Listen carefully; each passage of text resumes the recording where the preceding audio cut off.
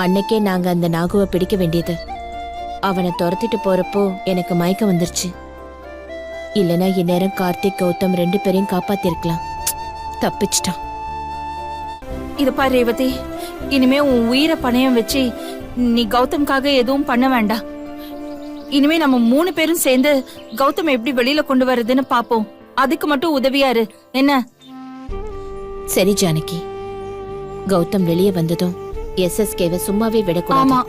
நம்ம புள்ளைய ஜெயில போட்டதுக்காக அவனை தண்டிச்சே தீரணும். அத்தை, கண்டிப்பா நாம அதை செய்யறோம் அத்தை. சரி, நான் ஆபீஸ்க்கு கிளம்பணும். டைம் ஆயிடுச்சு. ஆபீஸ்கா? என்ன உனக்கு பைத்தியமா? இப்பதான் எதுவுமே சாப்பிடாம நீ மயக்கம் அடிச்சு விழுந்த. இப்ப போய் ஆபீஸ் கிளம்புறேன்னு சொல்ற? நீ இப்போ ஜூஸ குடி. வேணா ஜானகி. சரி, ஒரு நிமிஷம் இரு.